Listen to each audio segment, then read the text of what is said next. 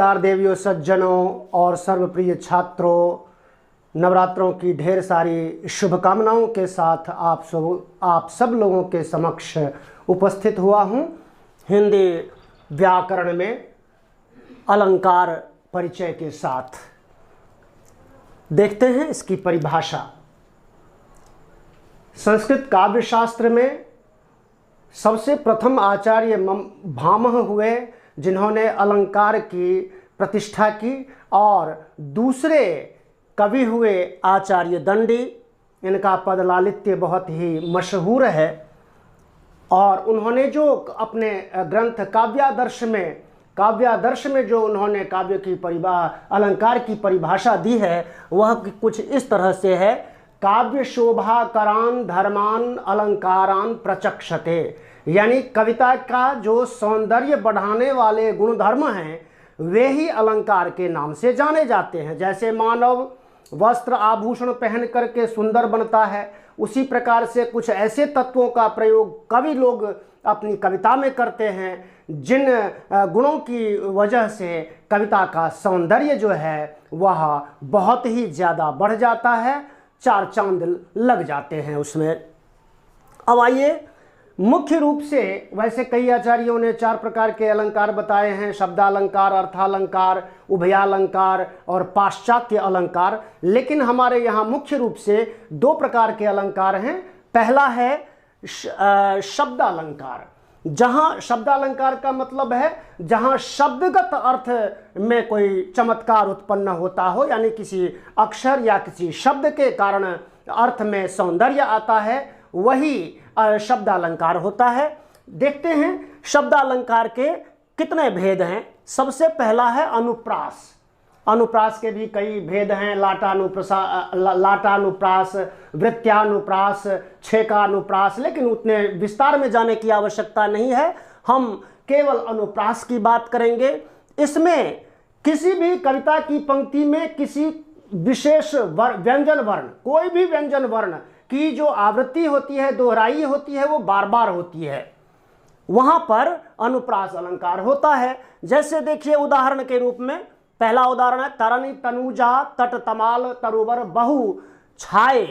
दूसरा उदाहरण है चारु चंद्र की चंचल किरणें खेल रही हैं जलथल में। यहाँ त वर्ण की आवृत्ति होने के कारण अनुप्रास, यहाँ च और क आदि वर्ण की ल आदि वर्ण के कारण जो है यहाँ अनुप्रास अलंकार है। दूसरा अलंकार है शब्दालंकार में यमक अलंकार। यमक अलंकार वहाँ होता है जहाँ एक शब्द एक से अधिक बार आता है और अनेक भिन्न भिन्न अर्थों में आता है, यानी कि एक ही शब्द बार बार आया या दो बार ही आया, लेकिन भिन्न भिन्न अर्थों में उसका प्रयोग किया गया होता है। जैसे देखिए उदाहरण के रूप में, जेते तुम तारे तेते गगन में न तारे। क्या खूब सुंदर उदाहरण है ये। तारे और तारे, तारने का मतलब है उद्धार करना, बाहर निकाल लेना, तार देना, और तारे का मतलब है आसमान के सितारे, तारे। दूसरा उदाहरण देखते हैं, काली घटा का घमंड घटा। यहाँ घटा शब्द दो बार आया है। एक जो पहली बार जो घटा शब्द है उसका अर्थ है बादल, और दूसरी बार जो घटा शब्द आया है उसका मतलब है कम होना, घट जाना। तीसरा उदाहरण है इसमें, तीसरा अलंकार है इसमें श्लेष अलंकार। किसी एक शब्द में अनेक अर्थ चिपके होते हैं, श्लिष्ट होते हैं, उसे श्लेष अलंकार कहा जाता है। जैसे उदाहरण के रूप में देखिए, चिरजीवो जोरी जुरे क्यों न स्नेह गंभीर को घटी ये वृषभानु जहा हलधर के वीर। वृषभानुझा यानी कि बैल की बहन, और वृषभानुझा यानी कि राधा। दो अर्थ, हलधर बैल और हलधर बलराम। तीसरा है दूसरा उदाहरण है, रहीमन पानी राखिए बिन पानी सब सून पानी गए न उबरे मोती मानुष चून। यहाँ पर पानी शब्द आया है, एक बार मोती, यानी कि मोती से उसका संबंध अगर जोड़ के देखें तो उसकी चमक, पानी का मतलब। मनुष्य से अगर उसका संबंध जोड़ करके देखा जाए तो मनुष्य की इज्जत, प्रतिष्ठा। और अगर चून यानी आटे से अगर उसका संबंध जोड़ा जाए तो उसका गीलापन होना ही, अगर सूख जाए तो आटा किसी काम का नहीं, या चूना अगर पानी सूख जाए चूने से तो वो बेकार हो जाता है, किसी काम का नहीं रहता। आगे बढ़ते हैं। चौथा अलंकार है वक्रोक्ति अलंकार। वक्रोक्ति अलंकार का मतलब है वक्ता की बात का श्रोता अलग ही अर्थ निकालता है अपने हिसाब से। जैसे को तुम हो इत आए कहाँ घनश्याम हैं तो कहता बरसो। यहाँ भगवान कृष्ण ने गोपियों से अपना परिचय दिया गोपियों को, तो गोपियों ने कहा, किसी गोपी ने कहा कि भाई कौन है, उन्होंने घनश्याम कह करके दिया अपना परिचय, घनश्याम।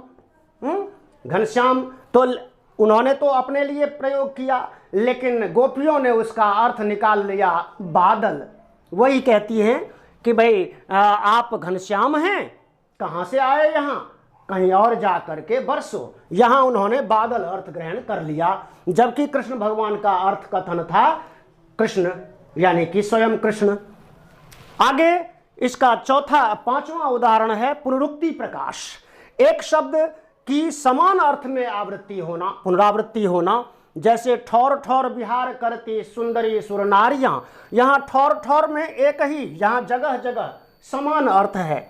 उसी तरह करत करत अभ्यास ते जड़मती होत सुजान, रसरी आवत जात ते सिल पर पड़त निशान। यहाँ करत करत का मतलब है करते करते, एक ही अर्थ है। उसके बाद ये शब्दालंकार में ये 5 मुख्य थे। उसके बाद दूसरा अलंकार आता है अर्थालंकार, जहाँ किसी अर्थ के कारण काव्य में, कविता में सुंदरता की वृद्धि होती है, सौंदर्य बढ़ जाता है, वह जो है अर्थालंकार कहला जाता है, अर्थ के कारण।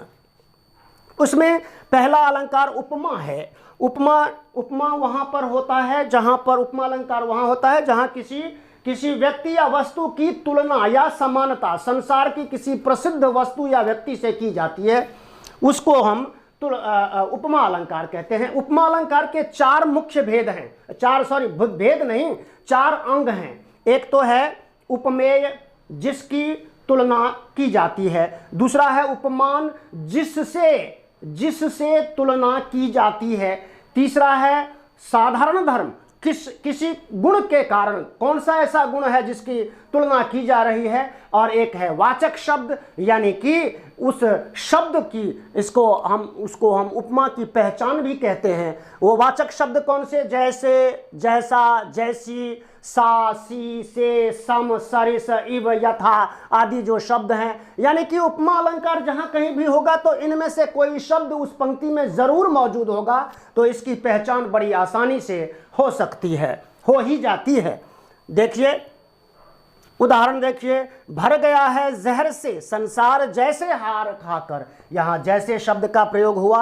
हरि पद कोमल कमल से, यहाँ कमल से में उपमा अलंकार है। और पीपर पात सरिस, पीले पीपल के पत्ते के समान मन जो है कांपने लगा, डोलने लगा। बता चुका हूं उपमा अलंकार की पहचान ये है। अच्छा, उपमा के भी 3 भेद होते हैं, पूर्ण उपमा, लुप्त उपमा, है ना, और मालोपमा। उस विस्तार में हमें जाने की आवश्यकता नहीं है। आगे बढ़ते हैं। अर्थालंकार में दूसरा प्रमुख अलंकार है रूपक। रूपक में क्या होता है, तो उपमेय पर उपमान का आरोप कर दिया जाता है। जो चीज होती नहीं है उसको हम बताते हैं। जैसे चरण कमल बंदों हरि आई, यहाँ चरण यानी कि पैर, कमल तो हो नहीं सकता, लेकिन फिर भी कह रहे हैं। तो यहाँ जो कमल है उसका अभेद आरोप होने के कारण उपमा रूपक अलंकार है। दूसरा है बीती विभावरी जागरी, अंबर पनघट में डुबो रही, तारा घट उषा नागरी। यहाँ पर भी पनघट, अंबर, आसमान को ही पनघट बताया गया, तो उसमें आरोप ही है। फिर तीसरा उदाहरण है इकटक सब चितवहीं ते ही ओरा, रामचंद्र मुख चंद्र, यहाँ भी मुख की जो है आरोप, चंद्रमा का आरोप है मुख पर, इसलिए यहाँ पर रूपक अलंकार है। आगे बढ़ते हैं। तीसरा अर्थालंकार का मुख्य अलंकार है उत्प्रेक्षा। इसके भी कई भेद होते हैं, न हेतु उत्प्रेक्षा, वस्तु उत्प्रेक्षा आदि, लेकिन हमें उस विस्तार में नहीं जाना है। उपमेय में एक चीज और ध्यान रखिएगा, ये जो उपमा अलंकार से उपमेय उपमान उपमेय उपमान की जो शुरुआत होती है, तो कतिपय अलंकारों में, कई अलंकारों में ये दोनों होते हैं, लेकिन कंडीशंस अलग अलग होती हैं, नियम और शर्तें अलग अलग होती हैं। उत्प्रेक्षा में क्या होता है, उपमेय में उपमान की या तो संभावना कर ली जाती है अथवा उसकी कल्पना कर ली जाती है। इसके लिए पहचान के लिए उस जहां पर भी ये अलंकार होगा उस पंक्ति के अंदर या तो इनमें से कोई शब्द अवश्य होगा, ये पहचान है। दो अलंकारों की पहचान बड़ी आसानी से होती है, उपमा और ये उत्प्रेक्षा। इसमें भी पहचान वाचक शब्द हैं, वाचक शब्द हैं, मनु मनहु, मानो, तनु तानो, है ना, जनहु तनु तान, जनु जानो, जनहु आदि शब्दों में से कोई एक शब्द होता है। देखिए उदाहरण के रूप में, सोहत ओढ़े पीतपट श्याम सलोने गात, मनो नीलमणि शैल पर आतप परियो प्रभात। यहाँ मनो मतलब मान लीजिए, है नहीं लेकिन मान लीजिए, ऐसा कहा है, तो उत्प्रेक्षा अलंकार का ये सुंदर उदाहरण हो गया। दूसरा है, उस काल मारे क्रोध के तनु कांपने उनका लगा, मानो हवा के जोर से सोता हुआ सागर जगा। यहां पर भी मानो शब्द आया। इसके बाद बढ़ते हैं आगे, प्रतीप अलंकार। इसमें उपमान को उपमेय के समान बताया जाता है, यानी कि होता तो यह है कि उपमेय की तुलना की जाती है। देखिए, मैं केलों में जघन युग की देखती मंजुता हूँ। यहाँ जघन युग, जांघों की तुलना अक्सर जो है केलों से, केलों के उसे पेड़ से किया जाता है, लेकिन यहाँ उल्टा है। यहाँ पहले केलों फिर जघन युग, इस तरह से उसकी मंजुता देखती है कोई नायिका।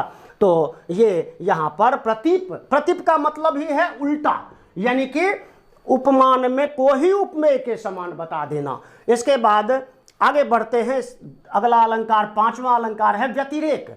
इसमें भी उपमान उपमेय का ही खेल है। उपमान को उपमेय से श्रेष्ठ बताया जाता है। अक्सर ऐसा होता नहीं है, लेकिन यहाँ ऐसा हो रहा है। देखिए, का सरवरित ही देव मयंकु चांद कलंकी वह निकलंकु। यहाँ चांद को ही कलंकित बताया गया है, लेकिन किसी व्यक्ति विशेष को कलंक रहित बताया गया है, दाग रहित, बेदाग बताया गया है। असंगति अलंकार, छठा अलंकार है।